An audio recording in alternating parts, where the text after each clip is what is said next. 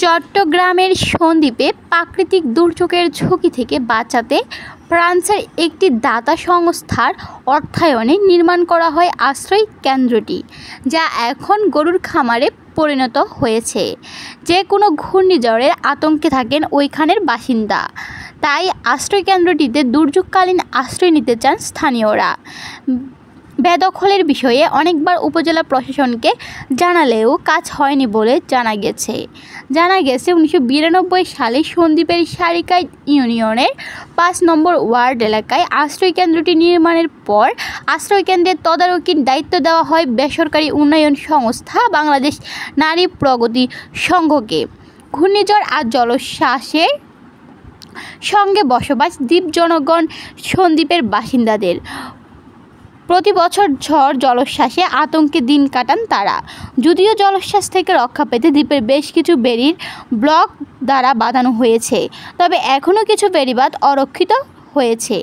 জানা গেছে সন্দ্বীপের সারিকাইত ইউনিয়নের 5 নম্বর ওয়ার্ডের প্রায় 3000 মানুষের বসবাস।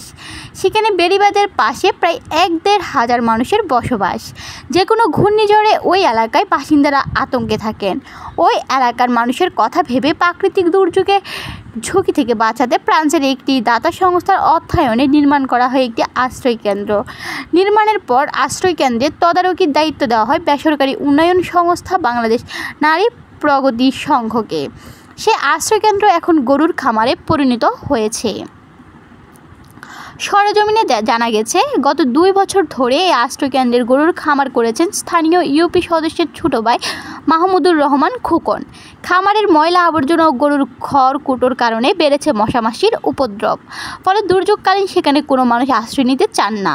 তারা বাধ্য হয়ে এলাকা থেকে অনেক দূরে সারিকাইত ইউনিয়ন পরিষদ ভবনে আশ্রয় নেন। এমনকি সেখানে একসময় অবৈধভাবে করা দোকানঘর ভাড়া দেওয়া হতো।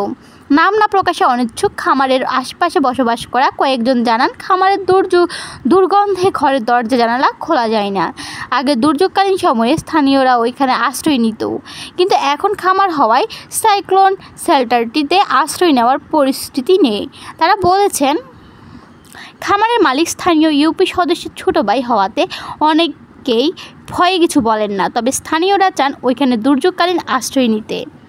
খামারের মালিক মাহমুদুর রহমান খোকন জানান, তার বাবার দেওয়া জমিতে এই আশ্রয় কেন্দ্র নির্মাণ করা হয়। ভবনটি সামরিক পরিত্যক্ত হওয়ার কারণে সেখানে তিনি গরু লালন পালন করেন, তবে দুর্যোগের সময় তিনি এটা খুলে দেন যেন মানুষ আশ্রয় নিতে পারে। সাধারণ মানুষের অসুবিধা হচ্ছে, দ্রুত এটি সরিয়ে নিব। এদিকে বাংলাদেশ নারী প্রগতি সংঘ সন্দ্বীপ শাখার এরিয়া ম্যানেজার সাহাব উদ্দিন জানান, এই বিষয়ে তিনি অনেকবার উপজেলা প্রশাসনকে জানিয়েছেন, তবুও কোনো প্রতিকার পাওয়া যায়নি। ভবনটি নির্মাণের পর থেকে 2000 সাল পর্যন্ত তাদের তদারকি থাকে। পরে এটি সরকারের দুর্যোগ ব্যবস্থাপনা অধিদপ্তরের কাছে বুঝিয়ে দেওয়া হয়। এদিকে উপজেলা প্রকল্প বাস্তবায়ন কর্মকর্তা মোহাম্মদ ইসমাইলকে একাধিকবার মোবাইল ফোনে কল করলেও তিনি তা রিসিভ করেননি। উপজেলা সহকারী কমিশনার তাশফিক সিফকাত উল্লাহ জানান, বিষয়টি তিনি অবগত নন, তাই সরেজমিনে দেখবেন। খামারটি সরিয়ে আশ্রয়কেন্দ্রের উপযোগী করার চেষ্টা করা হবে।